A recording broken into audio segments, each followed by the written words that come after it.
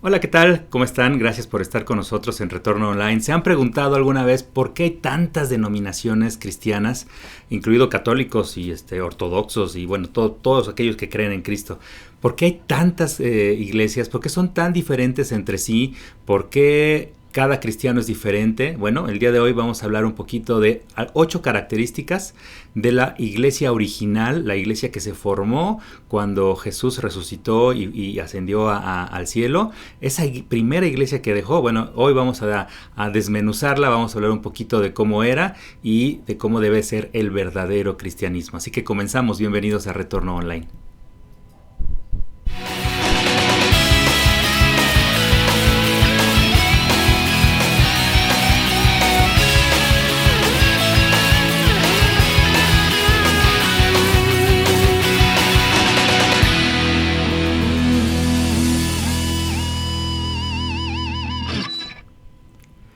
Ahora sí, muy bien, ya estamos aquí listos haciendo este Facebook Live o streaming o como le quieran llamar.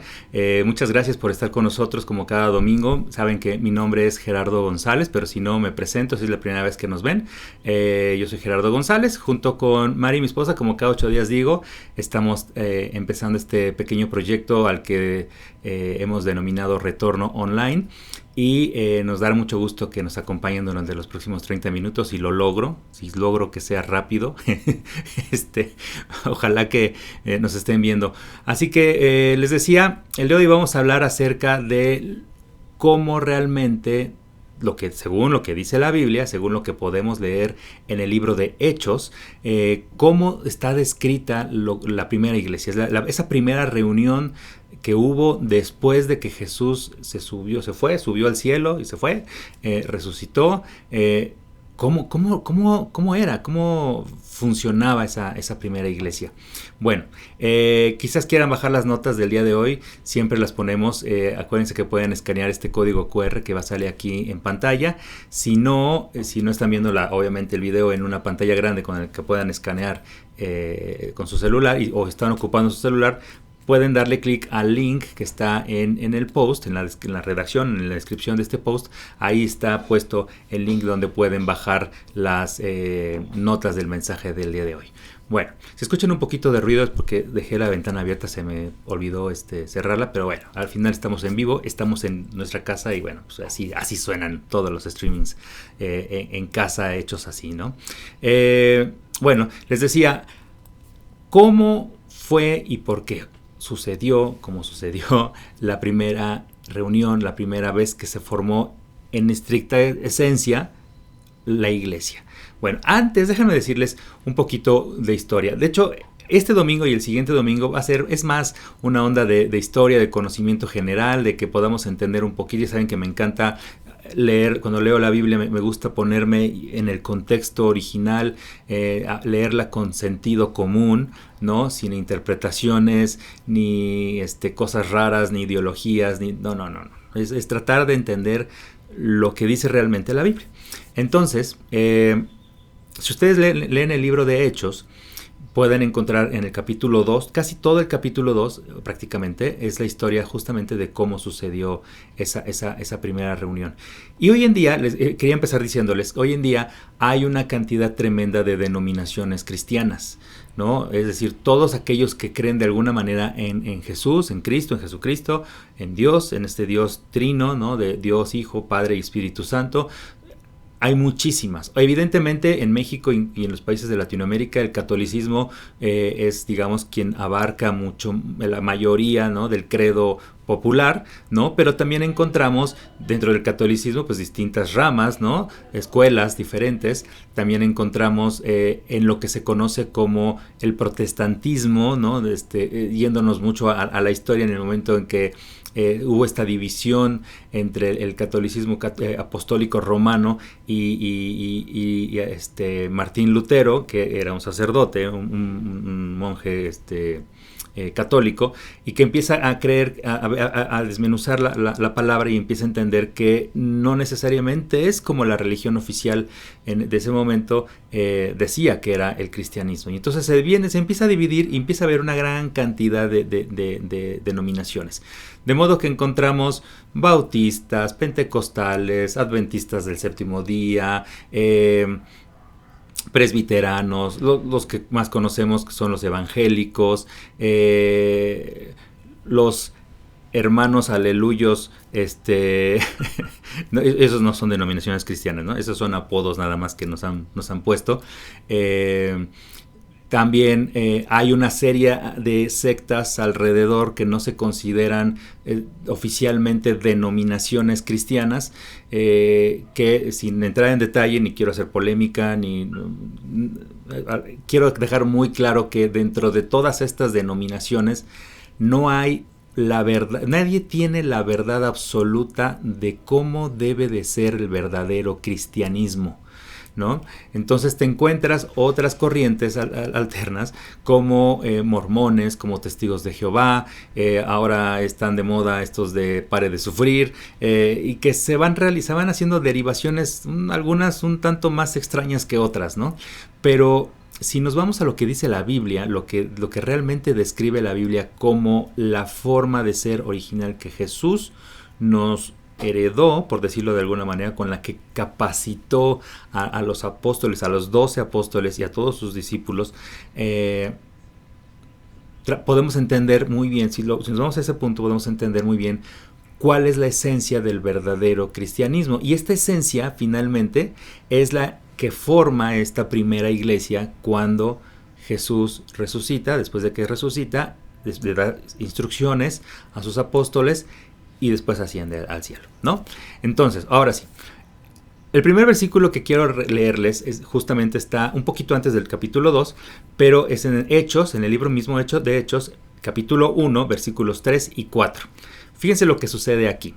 Está Jesús, ¿no?, con los apóstoles, ya se los leí hace 8 días, cuando Tomás, que dudaba y que ya pasó todo eso, y dice aquí, después de morir Jesús, se les apareció a los apóstoles y pasó 40 días, ya les decía 8 días, 40 días con ellos, ya habiendo resucitado.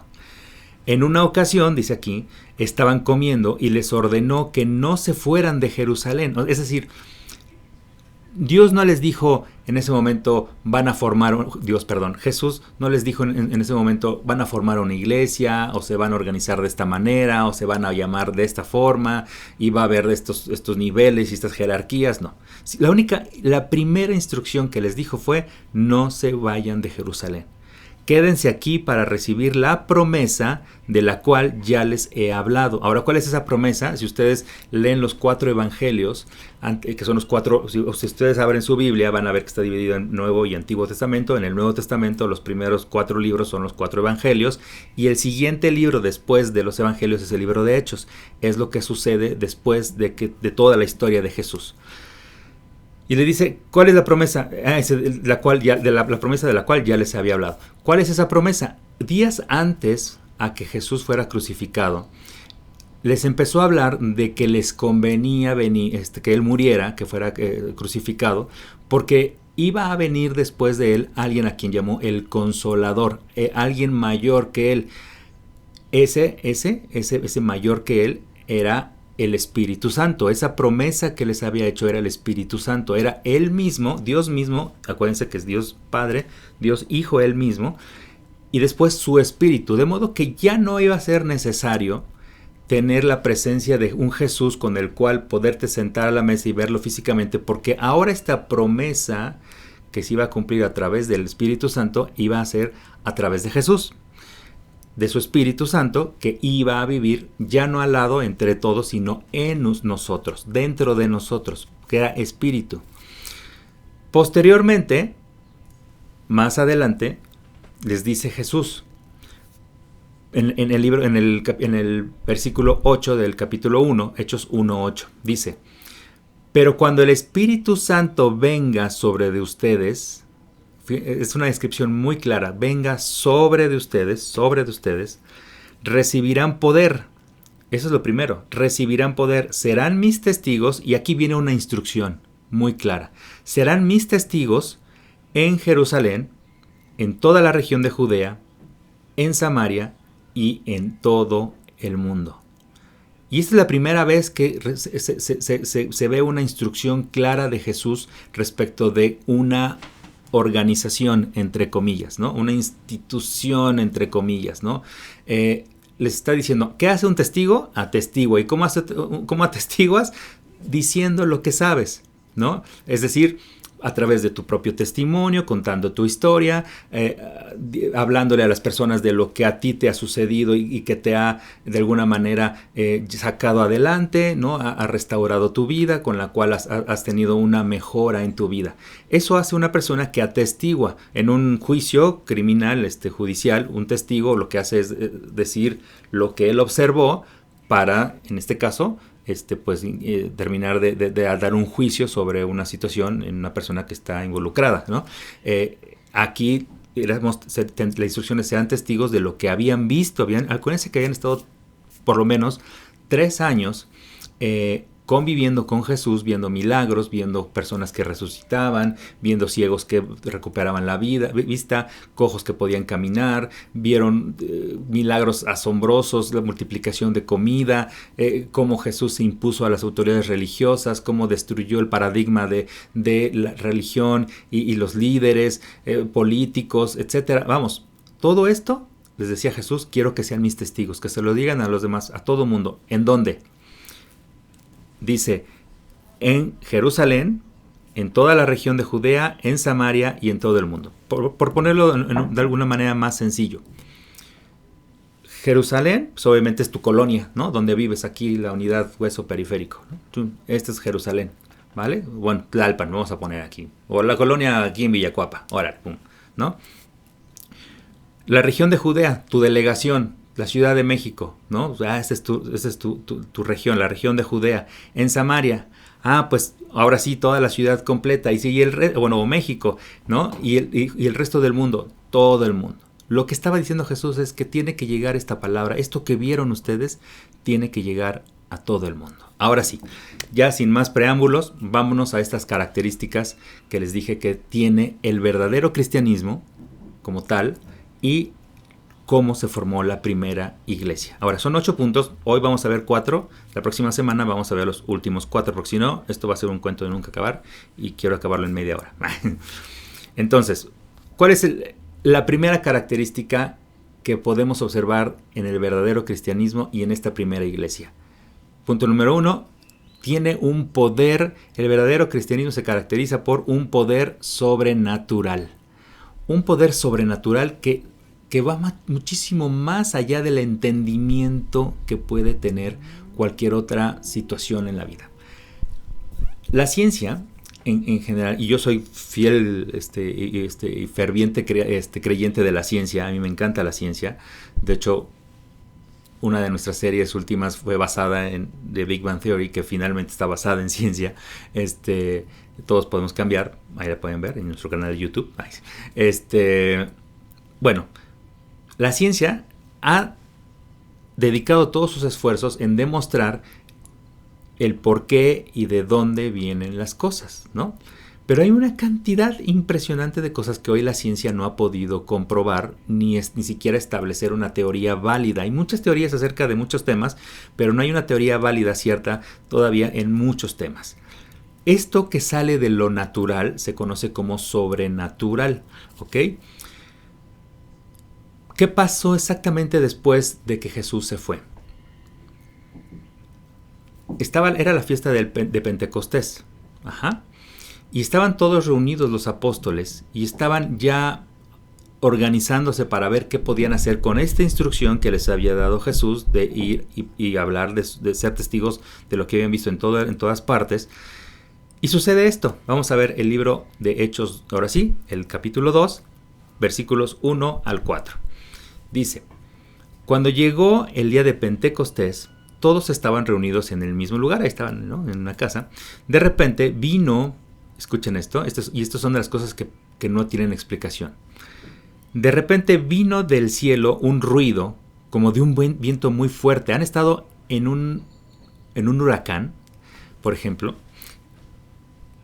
En el 2005, mi papá estaba filmando Troya en Los Cabos y nos invitó a pasar unos días con él allá en Los Cabos. Y para nuestra suerte nos tocó un huracán, uno de los pocos huracanes que ha pegado en Los Cabos. Era un ruido impresionante el sonido del viento, cómo pegaba contra las paredes, con los árboles, como todavía, si yo creo que si cierro los ojos me puedo acordar incluso cómo se veía el cielo, cómo se veía de verdad el remolino así del aire. Era una cosa impresionante. Ahora, imagínense ese ruido y escucharlo de repente, pero no hay nubes, nomás ves que de repente un ruido impresionante y no ves que ni siquiera se muevan los árboles porque no hay aire. Simplemente dice, vino del cielo un ruido, solo el ruido, como de un viento muy fuerte, que llenó toda la casa. Lo estaban oyendo dentro de la casa. Vieron algo parecido a llamas de fuego. Es algo parecido. Muchos lo han ilustrado como la flamita esta que tienen aquí los santos, ¿se acuerdan? Porque digamos de alguna manera es así la representación. Pero lo que dice aquí es, vieron algo parecido a llamas de fuego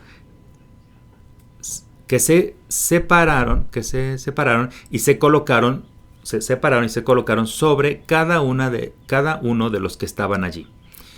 Todos quedaron llenos del Espíritu Santo y empezaron a hablar en diferentes idiomas por el poder que les daba el Espíritu Santo. Ahora, la iglesia estaba formada en ese momento, o que se estaba formando en ese momento, sería poderosa, radical y diversa. ¿Por qué digo esto? Por lo que dice el versículo que acabamos de leer hace rato, estos versículos, luego esta parte que leímos. ¿Por qué poderosa? Primero nos habla de un viento fortísimo, una cosa impresionante, un ruido impresionante que se oía. Radical. ¿Por qué radical? Porque estábamos viendo algo que no había sucedido nunca en la vida. Es decir, esta cosa rara que se puso encima de ellos como flama, como fuego, solamente lo había visto Moisés cuando vio la zarza que se estaba quemando y que a través de la cual Dios le habló para que fuera a liberar a los judíos. Bueno, algo similar es lo que estaban viendo ellos, una especie de flama. Y luego dice algo muy curioso. Dice, todos quedaron llenos del Espíritu Santo y empezaron a hablar en diferentes idiomas por el poder que les daba el Espíritu. Ahora, este versículo en particular se ha confundido mucho. Muchos hablan de este versículo como el don de lenguas. ¿Qué es el don de lenguas? Y aquí es donde se empieza a poner aquí complicada y toda rara la historia. Más adelante en el Nuevo Testamento, el apóstol Pablo, que hoy, en este momento que estamos leyendo todavía no existía, bueno, sí existía Pablo, pero no como apóstol. Al contrario, era recontra enemigo de los cristianos. Pero más adelante en los libros que escribe Pablo, dice que hay diferentes dones, es decir, talentos o habilidades que los cristianos, en general, las personas, pero obviamente está dirigiéndose a las personas cristianas, pero en general las personas tienen. Algunos dicen que pueden ser maestros, otros pueden ser pastores, otros pueden ayudar a las personas, unos son buenos recabando dinero, y dice uno en especial que habla el don de lenguas. Pero eso se refiere a una habilidad que se desarrolla a través de la oración, en la cual llega un punto en que no eres tú el que está hablando, sino que es tu espíritu hablando directamente en comunión con Dios, en el idioma de Dios. Algunas personas lo desarrollan, otras no, otras muchas nunca lo pueden, no sucede, pero bueno, ha habido un mal uso, digamos, de este concepto de hablar en lenguas y bueno, pues, a muchas personas les impresiona y lo utilizan para manipular y cosas así, pero bueno, esta historia que les estoy leyendo de Hechos no habla de eso, no habla del tema del hablar en lenguas, no. Dice aquí muy claramente, empezaron a hablar en idiomas diferentes. Es decir, uno empezó a hablar en francés, otro empezó a hablar en inglés, bueno, en los idiomas que existían en ese entonces, ¿no? Uno empezó a hablar en español, otro empezó a hablar en dialectos de otras zonas de ahí de Israel. Impresionante. ¿no? Porque si tú, o sea, no es que hubiera una escuela de lenguas antes, ¿no? Y que pudiera ser bilingüe. Habrá quien a lo mejor se hablaba latín por la conquista, por el tema, dominio romano, pero vamos, no es que hablaran de todas las lenguas de todos los países, ¿no? En Hechos 2:43 dice esto: todos sintieron un profundo asombro y los apóstoles hacían muchas maravillas y señales milagrosas. Empezaron a desarrollar esto mismo que Jesús hacía: milagros, ayudar a personas enfermas, ayudar a personas que estaban en pobreza, etcétera, etcétera, etcétera. A partir de la llegada de este Espíritu Santo, que era mismo Dios o Jesús, actuando y hablando a través de ellos, desde ellos, dentro de ellos. Por eso se dice que un verdadero cristianismo, y la primera característica de la iglesia, de cómo debe de ser una iglesia, es a partir de un poder sobrenatural. Por años y siglos y miles de años, ya 2000 años, la iglesia ha sobrevivido. ¿Por qué? No lo sabemos. Algunos piensan manipulación, otras piensan ignorancia de las personas, otros piensan que es un culto que ha sobrevivido por alguna razón pues sobrenatural. El caso es de que el concepto y la idea de Dios y Jesús y la historia de Jesús ha sobrevivido a cualquier intento de poder bloquearla y destruirla. Y eso, la única razón es que existe algo y un poder sobrenatural a partir de ese Dios. Bueno, segunda característica: el verdadero cristianismo o la iglesia se caracteriza por justo el uso o usa el lenguaje de todas las personas. Y aquí quiero hacer un pequeño énfasis. Dice, bueno, primero les voy a leer lo que decía Hechos 2:4. Dice: todos fueron llenos del Espíritu Santo y comenzaron a hablar. Esta es la versión Biblia Libre, me parece. Sí. Dice: todos fueron llenos del Espíritu Santo y comenzaron a hablar en diferentes lenguas a medida que el Espíritu se los permitía. Es decir, que a lo mejor no todos empezaron a hablar así, ¿no? ¿Qué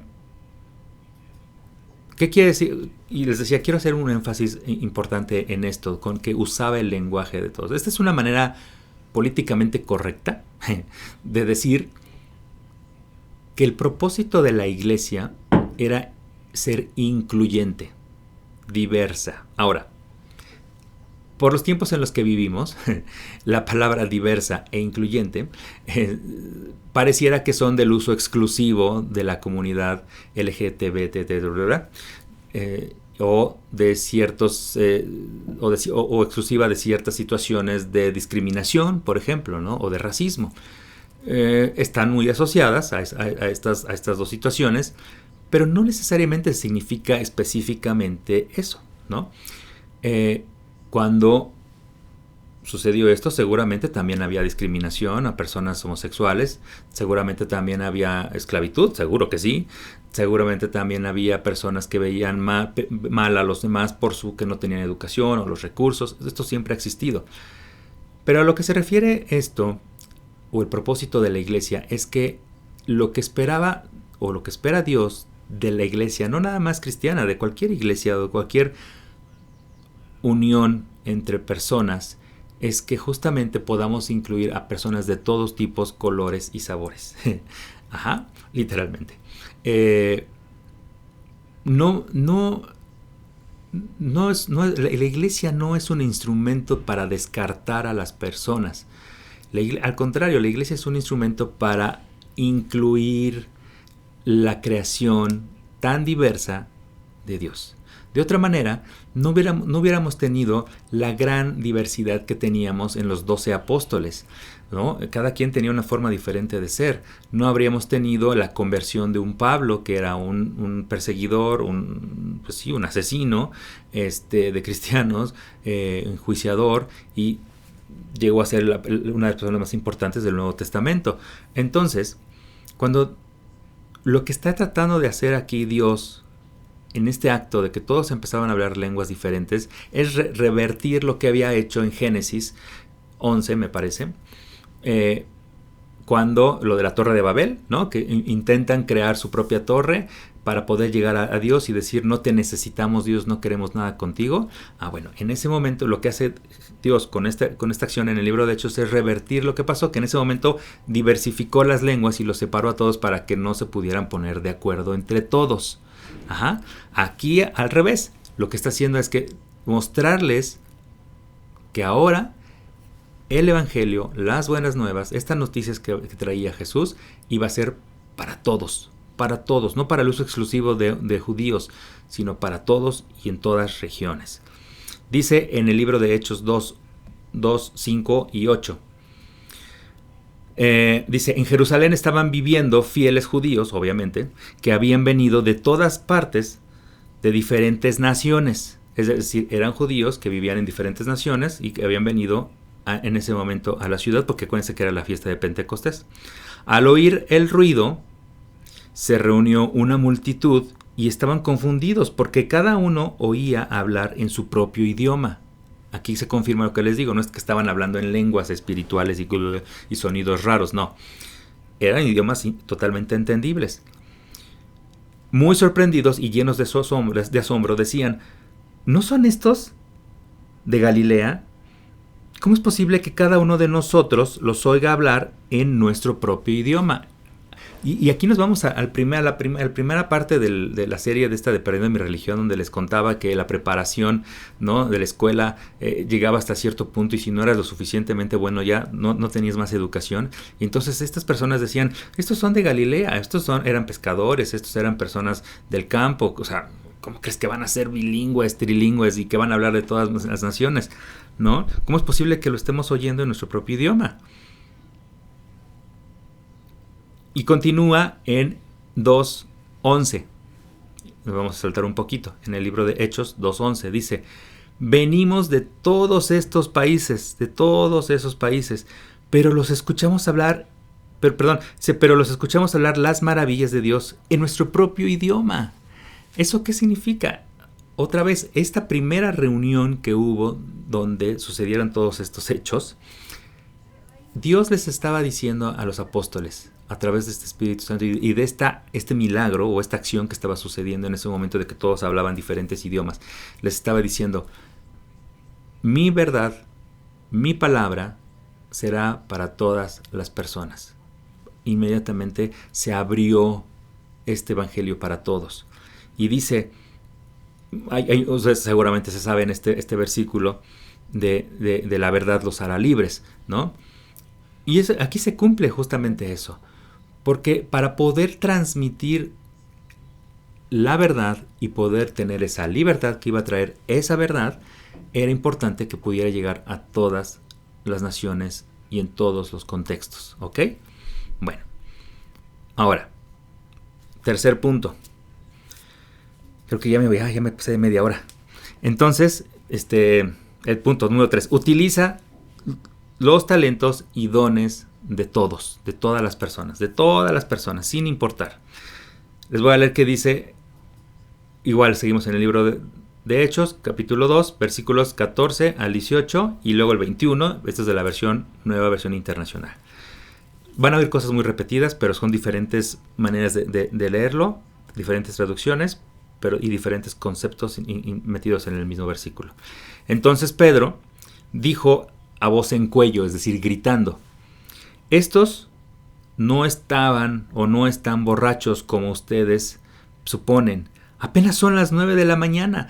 Incluso se burla. A ver, ¿por qué dice esto? Porque justamente en los versículos anteriores, estas personas que decían, para mí que están borrachos, porque justo ahí viene la polémica de que si estaban hablando en lenguas o no. Como en algunas ocasiones no lograban entenderlos, obviamente, ¿no? Decían, ¿de qué idiomas están hablando? ¿Qué están hablando estas personas? No, están borrachos. Y entonces Pedro les contesta, estos no están borrachos como ustedes suponen. Apenas son las 9 de la mañana. No, o sea, yo sé que sí hay gente que a las 9 de la mañana ya está chupando, ¿verdad? Pero ahí no, en ese momento no. En realidad, lo que pasa es que es lo que anunció el profeta Joel. Que dijo Joel, sucederá que en los últimos días, dice Dios, derramaré mi espíritu sobre todo el género humano, todos. Los hijos y las hijas de ustedes profetizarán, tendrán visiones los jóvenes y sueños los ancianos. En estos días derramaré mi espíritu aún sobre los siervos y las siervas, y profetizarán. Y todo el que invoque el nombre del Señor será salvo. ¿Qué nos está diciendo con esto el profeta Joel? Y que después Pedro lo cita. Dice, hemos recibido el Espíritu Santo, tenemos señales, hay nuevas señales, hay un poder sobrenatural sobre nosotros. Estamos hablando el lenguaje de muchas personas. Esto es una señal importantísima, sobresaliente. Y vamos a utilizar los dones y las características y los talentos de todas las personas. Porque esto es para todas las personas. Para cualquier persona que quiera. Y termina diciendo, y todo el que invoque el nombre del Señor será salvo. Y aquí viene justamente esta cuestión que de alguna manera algunos lo ven como una cuestión increíble, de risa, de burla. Es decir, oye, cuando tú terminas una predicación, un mensaje de estos, terminas invitando a las personas a que acepten a Dios, a Jesús en su corazón. Y una oración va a terminar con todo y va a salvarme y va a restituir todo el daño que una persona ha hecho. Bueno, aquí claramente está diciendo, el que invoque el nombre del Señor será salvo. Y cuando tú invocas algo es porque realmente lo necesitas, porque realmente lo pides con suma necesidad, ¿ok? A eso se refiere. Ahora eso no te exime de pagar las consecuencias de tus actos aquí en la tierra, ¿no? Si violaste, si golpeaste, si asaltaste, tienes que pagar lo que hiciste. Y tendrás que ir a la cárcel y tendrás que ser enjuiciado y tendrás que ser sometido. Pero espiritualmente tienes una oportunidad de poderte redimir. Ahora, segundo, dice, utiliza los talentos y los dones de todos. ¿Cómo? Dice, los hijos y las hijas profetizarán. Yo no tengo hijos, pero me han contado y sé de algunas historias de niños pequeñitos que han hablado. Olvídense del contexto cristiano, esto no tiene nada que ver con eso. Que han hablado a sus padres diciéndoles cosas que van a suceder o cuestiones que ya desde niños, desde pequeñitos visualizan como hechos seguros de que van a suceder. Eso es una profecía, eso es algo que tú estás anticipándote, que estás declarando por anticipado. Dice, los hijos profetizarán, dicen, los jóvenes tendrán visiones. ¿Cuántos de ustedes que no son mucho más jóvenes que yo, no tienen sueños, no tienen particularmente visiones de lo que consideran que va a ser el futuro de nuestro país o del mundo entero? Y están luchando, y por eso la juventud es tan...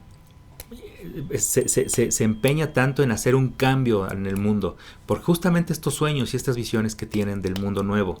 Y dice, y los ancianos tendrán sueños. La manera en que Dios nos habla y actúa y nos pide que actuemos, justamente eso es así, por profecía, por visiones o en sueños. Y utiliza los talentos de todo mundo para que suceda. Ahora bien, vámonos al punto número 4. Ofrece una verdad, el verdadero cristianismo o la iglesia original ofrece una verdad capaz de cambiar vidas. Otra vez, esto que les decía de que y la verdad los hará libres, viene de aquí, justamente. Bueno, obviamente viene de lo que dijo Jesús, pero se puede quedar establecido en lo que va a suceder. No lo voy a leer porque no hay mucho tiempo, pero si ustedes leen del capítulo, en el libro de Hechos 2, del versículo 22 al 40, van a poder ver el primer sermón, la primera prédica, el primer discurso, la primera conferencia, como lo quieran llamar, según la denominación cristiana o como lo hayan escuchado hablar en alguna iglesia.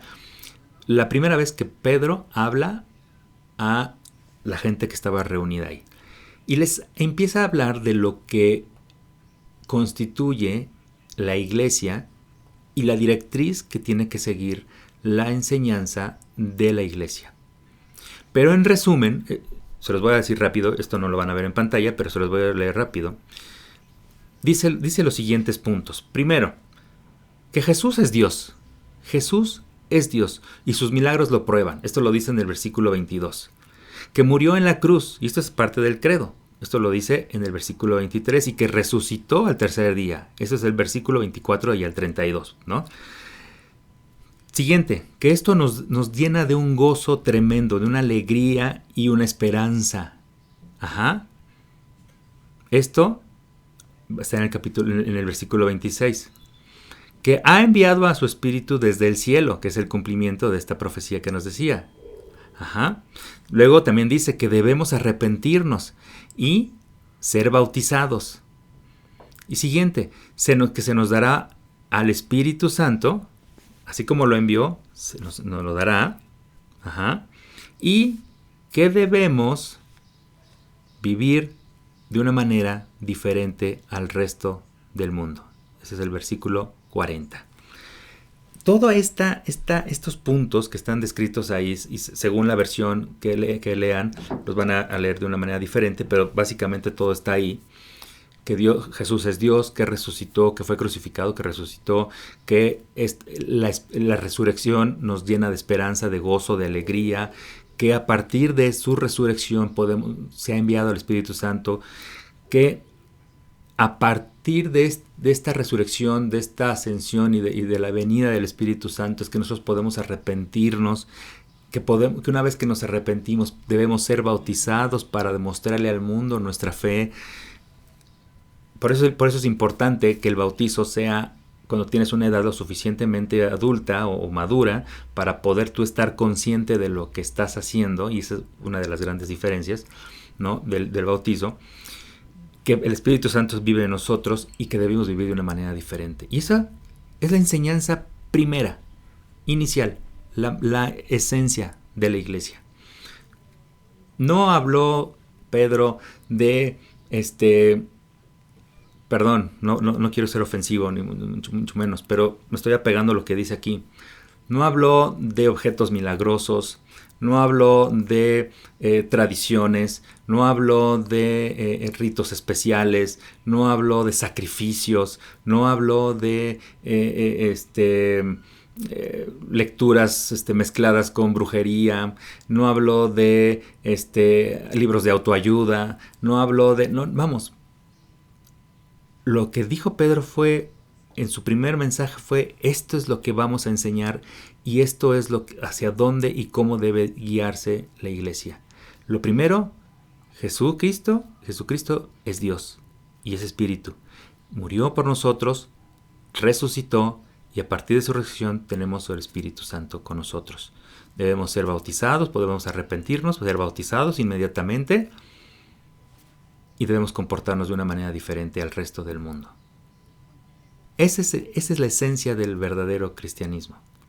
No juzgar, no discriminar, no creerte más que los demás, no recomendar, no meterte en la vida de los que no son como tú. No, vamos. Es algo muy simple y muy sencillo. Dice el libro de Hechos 2:41.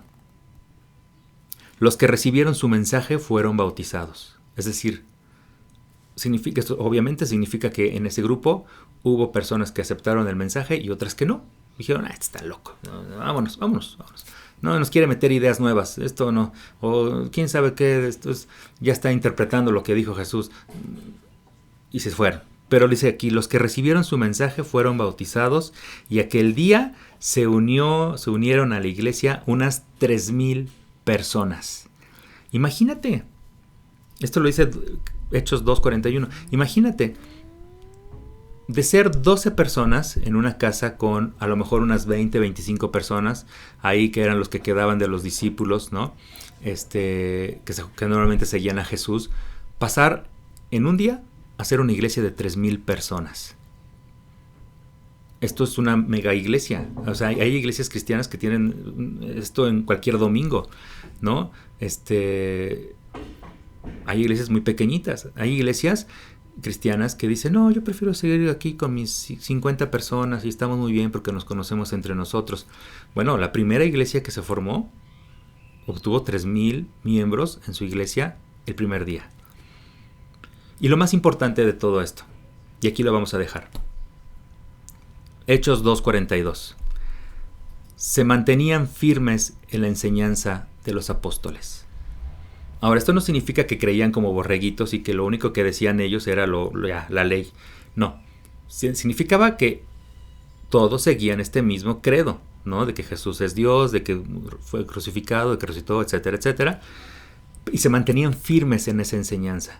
Pero es nuestra responsabilidad, tuya y mía, tú si eres creyente, tú si no eres creyente, es nuestra responsabilidad investigar, creer con sentido común. No porque alguien te lo dice, no porque yo esté haciendo este video es la verdad. Investiga, lee. Y si no te convence, está bien. Pero si te convence, esta es la esencia de la iglesia y esta es la iglesia del verdadero cristianismo. Les dije que íbamos a dividirlo en 2 sesiones. Hasta aquí vamos a dejar el mensaje del día de hoy, porque imagínense, ya llevo más de 40 minutos, ¿no? Yo quería hacerlo en media hora y si me sigo con los 8, aquí los tengo todo el domingo. Bueno, hoy no va a haber oración, hoy no va a haber más que simplemente darles las gracias y darle gracias a Dios por la vida de cada uno de ustedes. De verdad los amamos, así sea una persona a la que nos vea.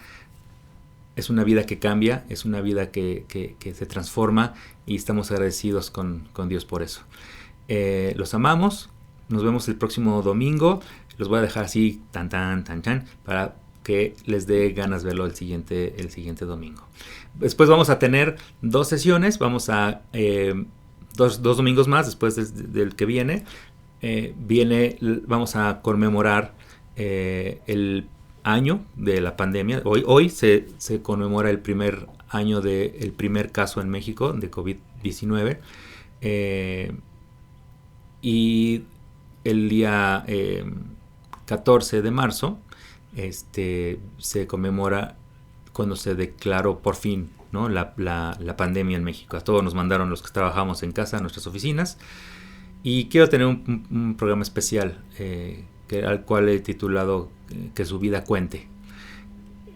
Y entonces obviamente me refiero a las personas que se han ido, de las cuales no pudimos despedirnos, y dedicar ese programa a ellos. Y después viene nuestro primer aniversario como retorno online, lo cual me emociona muchísimo por lo que ha sucedido durante un año. Y después no sé si lo siga haciendo. A lo mejor llega un día en que les digo ya se acabó. A lo mejor seguimos, a lo mejor algún día de veras llegamos a ser una iglesia grande, firme, de acuerdo a esto que estamos viendo hoy. Pero lo que sea que Dios tenga preparado para nosotros y para ustedes, quiero decirles que estén atentos, que abran mucho sus ojos y sus oídos para lo que viene, porque de verdad lo mejor está por venir y nos consta a nosotros más que a cualquiera. Así que les agradezco cada domingo, como siempre, bendiciones de parte de mi esposa también para todos ustedes y nos vemos la próxima semana. Bye.